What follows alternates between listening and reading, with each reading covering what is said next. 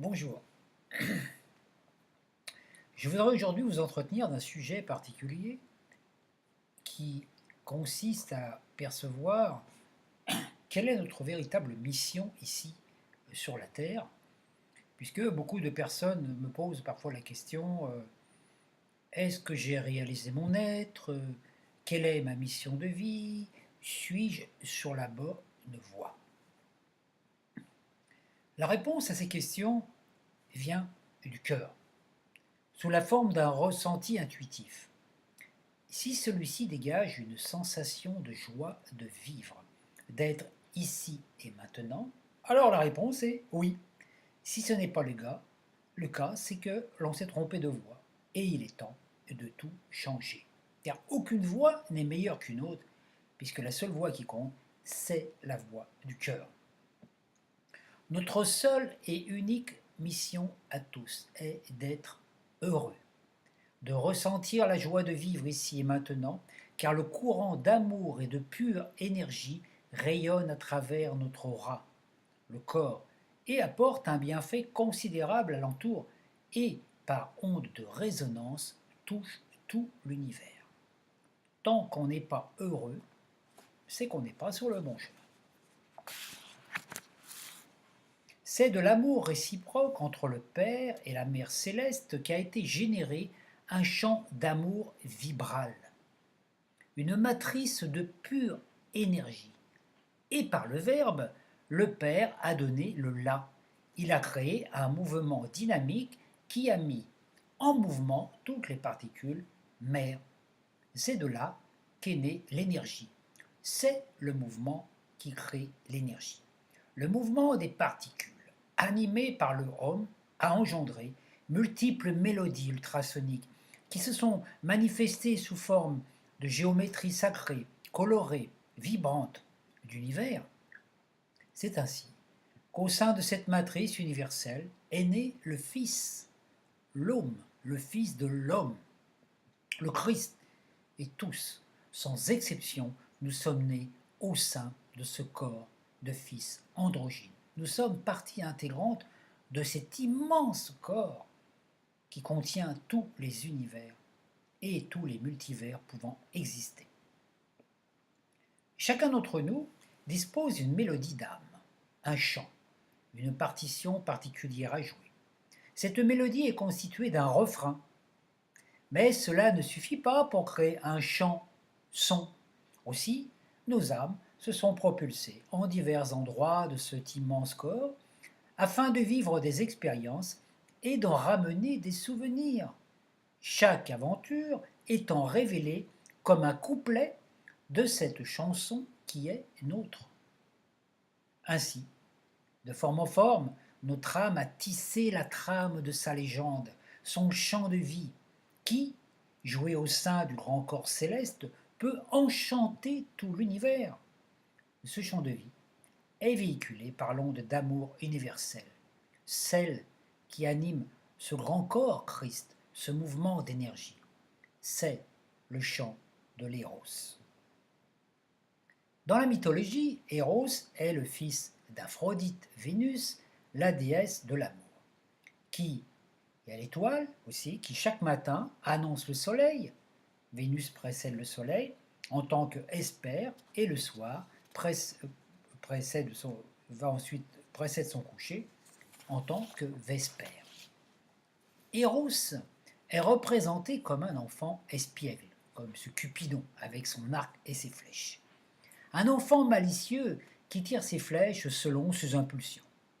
Même les dieux de l'Olympe n'ont pas échappé à ses traits. Cela met un peu la pagaille, mais tout le monde s'en réjouit, car quand on est touché par une flèche d'amour, c'est-à-dire quand on tombe amoureux de quelqu'un ou de quelque chose, notre vie est enchantée. Et c'est là qu'on a envie de chanter, de s'exprimer, de partager, de chanter la vie.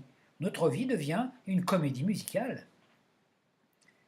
Éros est aussi celui qui ravit, c'est-à-dire qui ascensionne Psyché, l'âme, qui était descendue dans un monde trop dense, notre corps physique. La seule façon pour notre âme de rejoindre Éros, c'est d'arriver à faire vibrer ce corps qui est le nôtre, de le mettre au diapason. Toutes nos cellules doivent être enchantées par notre champ de vie, car celui-ci porte la trame existentielle et essentielle de notre légende.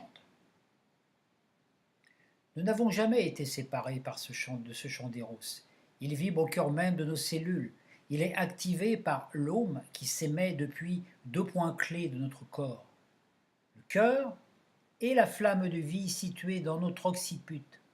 C'est lui qui nous maintient en vie par ce double courant d'énergie circulant entre ces deux centres. Ainsi, la mélodie de notre âme se joue à notre insu, au cœur même de nos cellules. Si elle cessait d'être émise, notre corps disparaîtrait dans l'instant. Cette mélodie cellulaire contient en elle tous les couplets, relatant toutes nos expériences multidimensionnelles au sein des univers. Il faut cependant ne pas confondre nos histoires et la légende. La légende révèle l'essentiel, vous voyez le mot essence, ciel, de l'expérimentation. Si notre âme a vécu plusieurs incarnations sur Vénus, par exemple, elle n'a composé qu'un seul couplet, résumant l'essentiel de toutes ces incarnations. Elle n'a pas noté tous les détails des différentes situations, sinon le chant serait trop long. C'est la même chose qui se passe lorsqu'on veut raconter une aventure à nos proches. Il faut mettre certains détails pour créer le décor, mais ne pas se noyer dans les descriptions, sinon nos auditeurs perdent le fil. Il faut aller à l'essentiel. Toute l'histoire trop longue devient ennuyeuse, trop de détails alourdissent la trame, et cela devient indigeste. Moi qui adore raconter des histoires aux enfants et puis aussi aux adultes qui ont un cœur d'enfant, je me suis rendu compte rapidement, si l'histoire est trop longue, trop ennuyeuse, s'il n'y a pas d'action, tout le monde décroche. Dans ce monde où nous expérimentons la vie, nous avons tous une multitude d'expériences, d'aventures plus ou moins agréables. Et les souvenirs de celles-ci sont enregistrés en notre mémoire d'âme, au cœur même de nos cellules. Mais notre âme n'a que faire de toutes ces vies, car nombreuses fois elle a revécu les mêmes scénarios. La seule chose qui l'intéresse, c'est d'écrire un unique couplet, résumant toutes les péripéties de nos vécus dans cette matrice. C'est ainsi que depuis le cœur du système solaire, notre choix a choisi un concept à réaliser, une expérience à vivre, et qu'il a projeté une partie de lui-même dans ce monde de dualité. Pour le soi, c'est une expérience unique et peu banale. Se projeter dans un monde où la vibration est si basse qu'il semble ne pas exister, qu'il n'est pas reconnu. Expérimenter ce qu'il n'est pas, limité, mortel, pour redécouvrir qui il est, immortel et limité, et définir ce qu'il choisit d'être, donc la forme d'expression en ce monde. Parce que ce n'est pas le divin qui décide tu dois être ceci ou cela, c'est nous qui choisissons. Être chanteur, être conteur, être acteur, écrivain, marchand de crêpes, c'est nous. Du moment que nous ressentons la joie, c'est bon. Nous sommes cette émanation projetée de notre soi. Nous sommes le Fils envoyé explorer un royaume inconnu, la dualité, pour en découvrir les potentiels et en expérimenter les possibles jusqu'à redécouvrir la vérité cachée dans cette ombre. Notre expérience ressemble à celle de ce prince qui est envoyé par son père dans un pays inconnu, peut-être hostile, afin qu'il puisse faire reconnaître le pouvoir royal en ces terres. Une fois cela accompli, le fils retourne vers le père pour lui raconter ses péripéties. Il fait fi d'une multitude de détails, il va à l'essentiel. Alors, le père, satisfait, récompense le fils et inscrit l'histoire dans le grand livre de vie. Que nous soyons hommes ou femmes, nous sommes ce fils. Le mot fils révélant ici une filière, c'est-à-dire que nous sommes les fils de cette grande tapisserie cosmique. Vous voyez comme le mot fils et le mot fil s'écrivent de la même façon. Depuis des décennies, notre âme solaire, notre soi, projette une partie d'elle-même dans ce monde inconnu, où l'ombre de l'ignorance cache la clarté de la lumière, où la densité de nos cellules fait voile au soleil qui brille en leur centre. C'est ainsi que nous sommes devenus sourds et aveugles. Nous ne voyons pas l'invisible, nous n'entendons pas les ultrations de notre âme. Notre mission consiste à ressentir à nouveau la vibration de l'onde d'amour, l'éros. Voyons le processus mis en place par le soi. Le soi solaire émane une partie de lui-même, c'est-à-dire une particule holographique contenant tous ses potentiels. Il projette cette étincelle dans le corps astral de celui qui va vous servir de père géniteur. Celle-ci contient toutes nos mémoires multidimensionnelles et toutes nos identités stellaires. C'est vraiment notre clé USB. Cette étincelle est projetée lors de l'acte sexuel dans l'utérus de notre mère humaine. Elle féconde un ovule et commence le travail de conceptualisation du corps. Cette étincelle contient, outre nos mémoires antérieures de cette troisième dimension, ces mémoires galactiques, mais aussi ces mémoires de nos vécus antérieurs. Mémoires qu'elle a enregistrées à la fin de notre dernière incarnation, au moment de notre mort. C'est à partir de ces mémoires éthériques que notre corps physique a été construit. Il est le modèle parfait et adéquat pour accomplir ce que notre âme a décidé. À ces mémoires sont ajoutées les mémoires transgénérationnelles de cette lignée humaine, de notre lignée familiale, des lignées de race, lignées ethniques, car l'humanité est un tout, un corps unique, car nous sommes reliés à l'inconscient collectif afin d'en nettoyer une partie, celle qui fait partie aussi de notre réalité. Cette trame mémorielle, qui nous est transmise par l'inconscient collectif, forme une autre mémoire que nous appelons à tort âme. Cette âme que les psychanalystes appellent la psyché, mais qui en fait est une fausse âme. Celle-ci est de nature lunaire et ne concerne que nos vécus incarnationnels en cette matrice. Donc il faut faire attention à ne pas confondre l'âme lunaire, humaine, c'est-à-dire toutes nos mémoires créées au sein de cette matrice, et notre âme solaire qui, elle, contient toutes nos mémoires multidimensionnelles. Cette âme lunaire est une fausse imagerie de psyché. Psyché est de nature solaire, Eros. Mais nous avons créé cette fausse âme. Et la plupart du temps, or cette âme humaine, lunaire, humaine, qui maintient toutes nos mémoires cristallisées de vie en vie, n'est pas immortelle. Elle disparaîtra en même temps que la matrice. C'est à nous d'en d'en extraire la quintessence, de l'incarner dans notre corps pour pouvoir la mettre en tant que couplet dans notre champ d'âme, dans nos mémoires akashiques. Nous avons vécu une multitude de vies truffées de traumatismes, de souvenirs, de frustrations, de culpabilité, de regrets, de douleurs, de désirs non réalisés. Cette fausse âme lunaire génère un autre voile, voilant, créant un corps de douleur. En deux mots, générant un corps de douleur en un seul mot. Pour vivre cette nouvelle expérience, nous disposons de deux archétypes principaux. Notre signe astrologique solaire, qui est l'essence de notre âme, et notre signe ascendant. Le signe ascendant détermine notre forme temporelle, caractère, tempérament. C'est l'image intérieure génératrice de notre corps physique. Il est influencé par la Lune et par ses mémoires antérieures. Notre corps physique actuel est la résultante de nos pensées antérieures. Il est notre création. Une pensée met 40 jours à se concrétiser dans la matière. Tous les 40 jours, nous devenons ce que nous avons pensé antérieurement. Nos pensées d'aujourd'hui déterminent ce que nous serons dans 40 jours. Les pensées résiduelles au moment de notre mort détermineront ce que nous serons dans notre prochaine vie.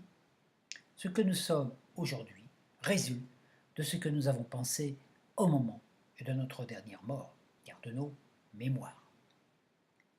Pour réaliser un concept, il faut une forme. Le corps est celui-ci. Il est l'enfant en nous, dont la mémoire est enregistrée en notre subconscient. Notre enfant intérieur est intimement lié à ce signe ascendant. Son but est d'utiliser celui-ci, c'est-à-dire ce corps, pour d'en acquérir les vertus, afin de servir d'outil parfait pour que le programme de notre étincelle solaire, de notre soi, de notre signe solaire, puisse s'exprimer. Et ça, c'est très important. Donc, manifester les qualités de votre signe ascendant, c'est cela aussi, libérer l'enfant intérieur.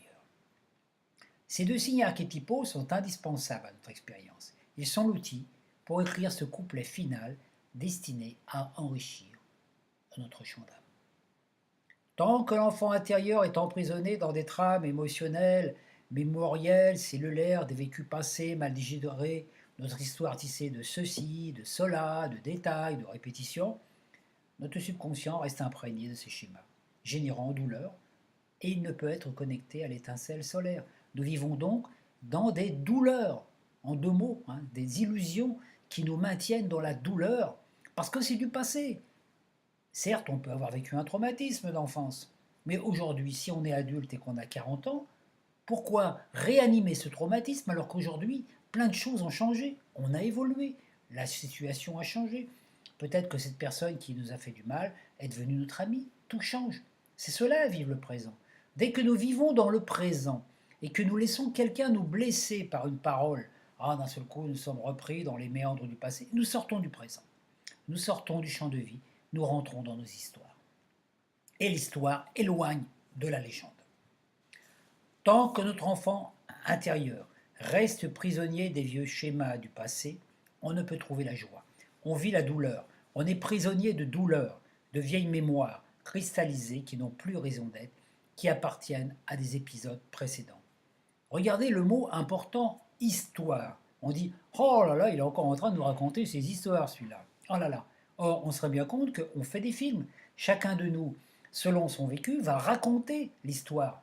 Quand vous vivez une histoire dans un couple, à deux, vous allez raconter cette histoire à quelqu'un, et puis votre compagne va le raconter d'une autre façon. Chacun va raconter avec sa vision, et on se dit, mais où est la vérité là-dedans? Chacun vit l'histoire à sa façon. C'est un peu la même chose avec les historiens qui ont retranscrit l'histoire, par exemple, de France, à partir de ce que le roi ou le despote décidait de dire. Mais on sait très bien que l'histoire est complètement, telle qu'on nous l'apprend à l'école, est complètement faussée. Complètement faussée. Elle est manipulée parce qu'elle a été arrangée. Exactement comme on interprète aussi les histoires de la Bible et puis de Jésus, etc. Donc dès qu'on est dans les histoires, on sort de la trame. On sort de la légende.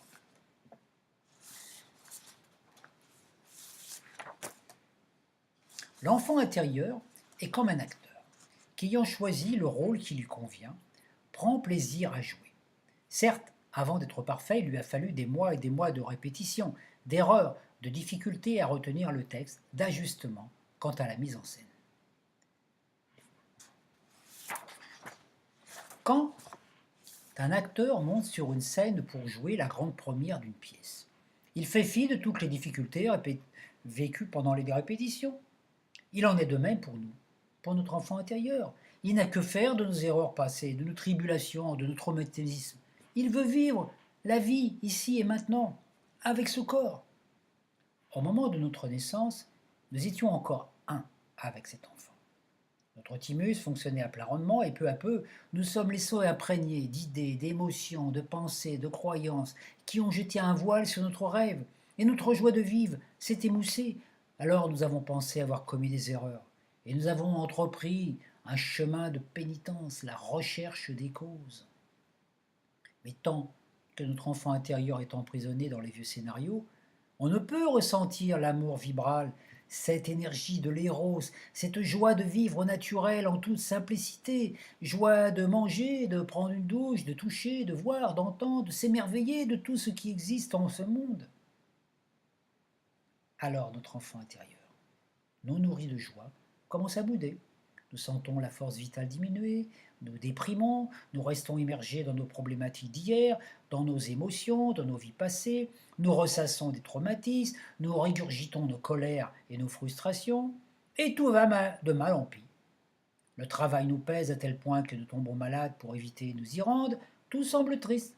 L'amertume prend le dessus, notre vésicule biliaire se met à dysfonctionner, la colère surgit, notre foi en fait les frais, nos angoisses nous rongent et notre rate se met en grève.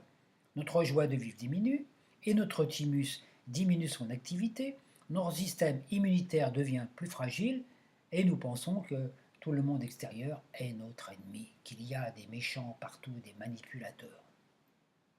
Le monde extérieur n'a aucun pouvoir sur nous, sauf si nous décidons qu'il en a. Nous cherchons toujours des causes extérieures, des responsables extérieurs. Or, si les autres sont responsables de nos problèmes, nous ne pourrons pas trouver la solution. Donc, nous sommes condamnés. Ce n'est que lorsqu'on reconnaît que l'on est responsable de tout ce qu'on a vécu tout au long de ses vies, de toutes ces expériences, qu'on a fait des choix, pas toujours les bons, car on peut dire ah, je me suis trompé, j'ai pas fait le bon choix, j'ai pas pris la bonne voie, j'ai pas choisi la bonne solution. Ah, mais je peux changer ici et maintenant aujourd'hui. Pourquoi attendre demain? Tant que nous ne donnons pas la belle part à notre enfant intérieur, tout va de mal en pis. Il se comporte comme un enfant boudeur, capricieux, terrible parfois. Il veut à tout prix réaliser ce pourquoi il est né. Et si on ne coopère pas avec lui, il détruit tout. Il envoie des signes avertisseurs, des petites maladies bénignes, des petits bobos, des petits incidents, puis des accidents et des maladies parfois plus graves, voire mortelles. L'enfant intérieur n'a que faire d'un corps qui ne peut pas coopérer à ce pourquoi il a été créé. Tant que l'attention de l'enfant intérieur n'est pas captivée par ce que l'on fait, on risque l'incident, l'accident, la maladie. Tant que la joie n'est pas notre compagne quotidienne, on ne peut rien réaliser. Alors il nous faut faire fi de tout ce qui nous occupe cette joie, afin d'être enfants des humains heureux, joyeux, simples, aimants, spontanés, comme des enfants qui jouent au jeu de la vie. Lors de nos vies antérieures, nous avons tous plus ou moins vécu des initiations dans les temples et écoles mystiques, que ce soit en Égypte, en Perse.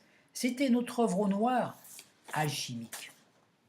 Puis nous sommes revenus en cette nouvelle vie pour vivre l'œuvre au blanc, c'est-à-dire dialoguer avec notre âme, mettre en pratique les enseignements, prononcer des mantras, des sons pour retrouver la vibration de notre filière. Nous avons absorbé multiples enseignements des maîtres, pratiqué des sons, appris par cœur des codes magiques, prononcé des serments, des invocations, et nous sommes devenus accros à toutes ces nouvelles connaissances, messages des maîtres, à tel point que nous nous y sommes identifiés. Nous pensons parfois qu'il suffit de prononcer un encodage ou de prononcer une formule magique pour tout changer. Mais la réalité nous montre le contraire. Nous donnons des pouvoirs aux mantras alors qu'ils n'ont qu'un seul but, nous permettre de nous réaligner, de nettoyer nos schémas. Lorsque nous émettons un mantra, celui-ci porte en lui une information qui peut aider à nettoyer telle ou telle chose dans le corps. Mais le but ultime est au-delà. Le mantra est aligné sur la vibration de l'onde d'amour et nous met en résonance avec l'onde d'amour, quel que soit le mantra que l'on prononce. Pendant qu'on émet un mantra, notre mental, qui sature rapidement des répétitions, se met en veille et alors on peut ressentir autre chose. C'est le seul but. Le piège consiste alors, pour nous, à nous identifier à des codes, des enseignements, des croyances, des mantras, et à passer notre temps à psalmodier ou à pratiquer tel ou tel exercice et de nous promener avec un livre, avec une multitude de formules magiques à prononcer tout au long de la journée. Cela ne nous rend pas libres. Avez-vous déjà vu un enfant qui se balade avec son bouquin d'école? Et non, c'est parce qu'on a peur, alors on s'accroche à ceci, on s'accroche à ce qu'a dit un tel, on s'accroche à tel mantra, on s'accroche à telle parole magique. Ah, un tel a dit cela, c'est magnifique. Oui, on peut avoir lu tous les livres, mais si on ne les vit pas intérieurement, ça ne sert à rien. Le but des maîtres et des enseignements est de nous rendre autonomes. C'est à nous de choisir les sons et mantras qui nous aident à élever nos vibrations, ceux qui nous donnent de la joie, jusqu'au moment où il n'y a plus rien à faire. Ces sons aident nos âmes à s'élever au-delà des nuages, à entrer dans la vibration de paix, à disposer d'une autre vision. La contemplation, la méditation, les chants sacrés sont des moyens, des outils, mais pas le but. Notre but n'est pas d'être là pour méditer, mais pour vivre la vraie vie en étant connecté à une autre conscience. Le but est de réveiller l'enfant intérieur, de le laisser s'exprimer, de le laisser créer à travers nous. Le laisser inventer des méditations qui nous font vibrer au lieu de nous coller sur des modèles. Chacun de nous a une mélodie d'âme, chacun de nous a un imaginaire particulier, une filière particulière qui est à redécouvrir. Ce qui fait vibrer l'un ne fait pas vibrer l'autre. C'est cela éveiller notre enfant intérieur. Cela peut se faire dès qu'on est libéré des histoires de nos passés, nos traumatismes, des détails qui alors disent notre chant d'âme. Un seul couplet doit suffire. Nous n'avons qu'un seul couplet à écrire, pas toute une saga. Une fois que notre conscience s'est reconnectée à la source, vers le soi solaire, c'est-à-dire que notre psyché s'est élevée vers les roses solaires, le Christ, le travail n'est pas terminé. Il ne s'agit pas de passer son temps à planer dans les méditations. Encore faut-il ramener des informations utiles et efficaces en ce monde. Sinon, on risque gros. On finit par ne plus pouvoir supporter le monde humain, ce corps, tout ce qui se passe ici-bas, sans pouvoir y modifier quoi que ce soit. On ne peut plus supporter les autres, on se coupe du monde. Planer en 5D et revenir en 3D dissocié dès qu'on ouvre les yeux, c'est comme sauter d'un avion sans parachute. La réception est douloureuse.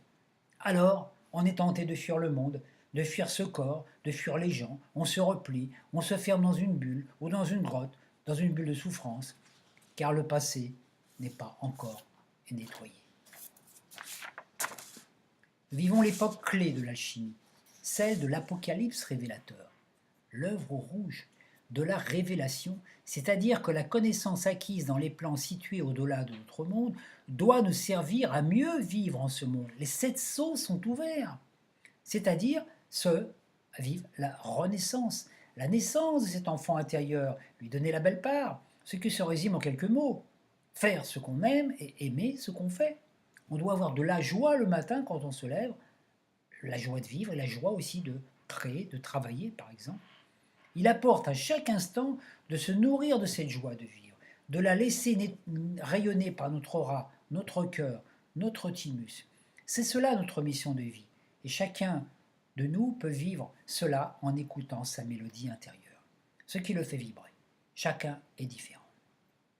Le thymus, qui est aussi le siège de l'enfant intérieur lié au corps vital, se dilate par la joie. Dès qu'on est dans la rayonnance, dès qu'on est dans la joie de vivre, le thymus s'active. Et le thymus s'occupe de tout le système immunitaire du corps. C'est-à-dire que plus on est dans le thymus, plus notre thymus se réactive, parce qu'à l'origine, il fonctionnait à 100%, et à l'âge de 7 ans, il commence à s'atrophier. Lorsque nous vivions dans des corps de lumière, le thymus fonctionnait à plein temps, c'est-à-dire que nous pouvons vivre avec un thymus totalement réactivé dans un corps qui ne vieillit pas, un corps qui s'auto-régénère, que l'on vive 50 ans ou 100 ans. Ce potentiel est inscrit en nous, il est endormi, et c'est par la joie de vivre, par l'enthousiasme qu'on peut le réveiller. C'est tout simple. L'énergie de Jupiter, la jovialité, Jupiter qui est le bon vivant, qui est le Zeus de l'Olympe, qui est aussi le père d'Aphrodite. Vous voyez, Jupiter, l'abondance, la générosité, la joie de vivre, carpe diem, toutes ces choses-là. Jupiter est là, l'abondance. L'abondance, Jupiter, c'est le créateur du paradis humain. Il est en nous. Et dès qu'on est dans la joie, dès qu'on est dans la joie et qu'on vit dans la joie, notre thymus se dilate. Et automatiquement, c'est pour ça que les gens qui font ce qu'ils aiment et qu'ils aiment ce qu'ils font, semblent plus jeunes, ils semblent même rajeunir. Et je suis persuadé au fond de moi, même si je ne suis pas encore arrivé, que plus on est dans cette dynamique, plus on est dans cette joie de vivre, plus on rajeunit. Et plus notre masse cellulaire peut s'activer. Pourquoi? Parce que le rire est de nature cristalline. Alors on le dit bien à quelqu'un, oh là là, t'as un rire cristallin. Le rire dilate. Alors le rire, c'est pas nécessairement rire d'une blague quand quelqu'un nous raconte une belle blague ou une chose comme ça. Ça fait du bien. Les maîtres spirituels, les vrais du moins, sont toujours en train de raconter des petites blagues ou des petites anecdotes drôles qui justement nous permettent de rire, de nous sortir de ce côté sérieux des choses. C'est vraiment très important. Ce rire qui dilate, cristallin, réveille notre nature cristalline. Et la nature cristalline, c'est cette souplesse, cette joie de vivre perpétuelle, permanente, qui rayonne autour de nous. On voit des gens, des fois, ils sont rayonnants. On a l'impression qu'ils n'ont pas d'âge. Pourquoi? Parce qu'ils font ce qu'ils aiment et ils aiment ce qu'ils font. Et ils ne donnent aucune attention aux choses qu'ils ne veulent pas vivre.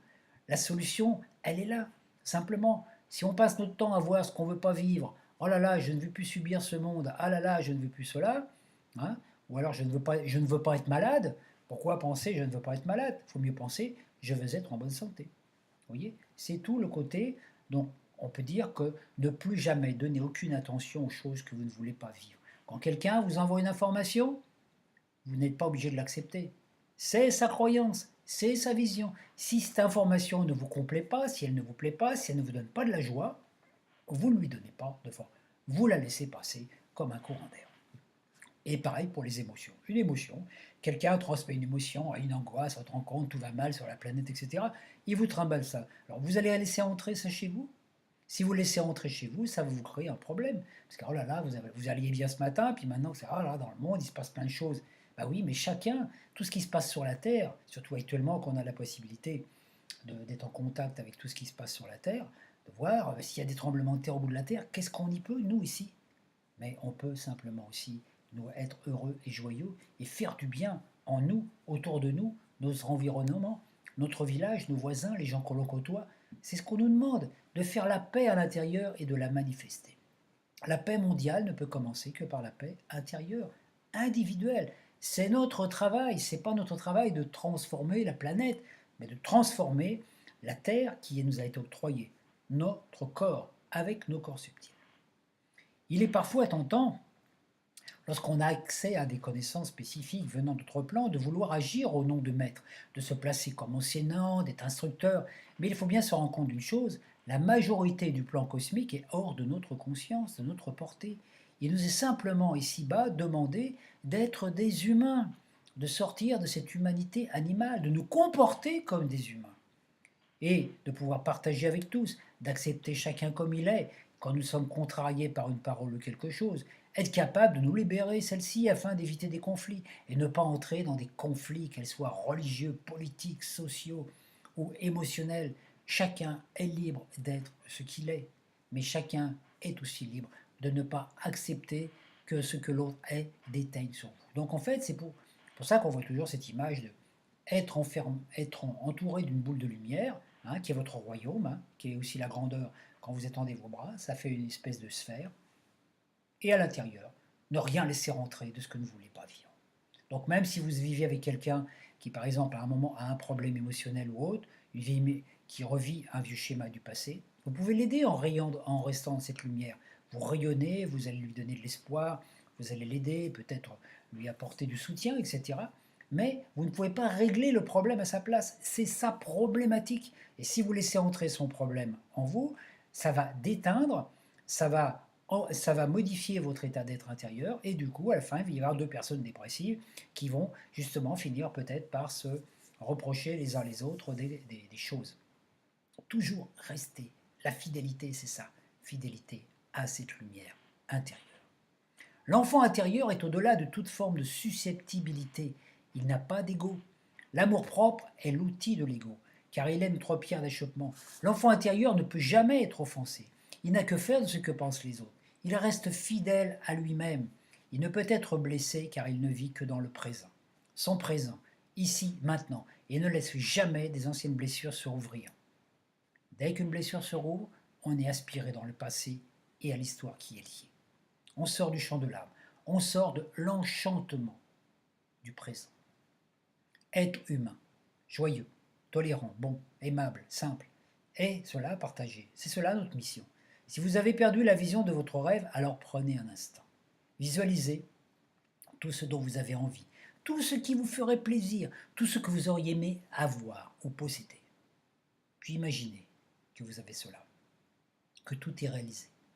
Ressentez cet état intérieur de joie, de bonheur, de gratitude que vous avez, puisque tout ce que vous voulez est là, comme un enfant qui attend son jouet de Noël aussi et qui est persuadé de l'avoir. Et puis ensuite, ressentez cet état de joie intérieure et gardez-le en mémoire. Gardez-le bien, chaudement dans votre cœur, comme quelque chose de très puissant. Oubliez ensuite tout ce que vous avez demandé, tous les objets. Restez dans cet état d'être et remerciez.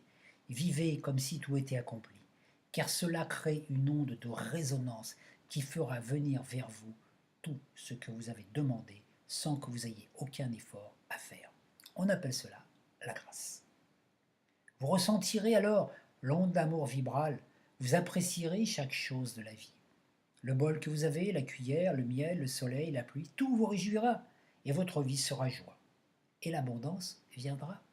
Les situations et opportunités adéquates à vos demandes se présenteront toutes seules. Des objets insolites vous seront offerts, des rencontres inattendues, des propositions, au-delà de tout désir ou de toute volonté, simplement parce que vous êtes dans la grâce et que la grâce vous mène là où on a besoin de vous. Aucun mécontentement, aucune situation extérieure ne peut pénétrer en vous. C'est cela l'ascension. Votre corps devient l'instrument de votre chant et celui-ci enchante tout alentour.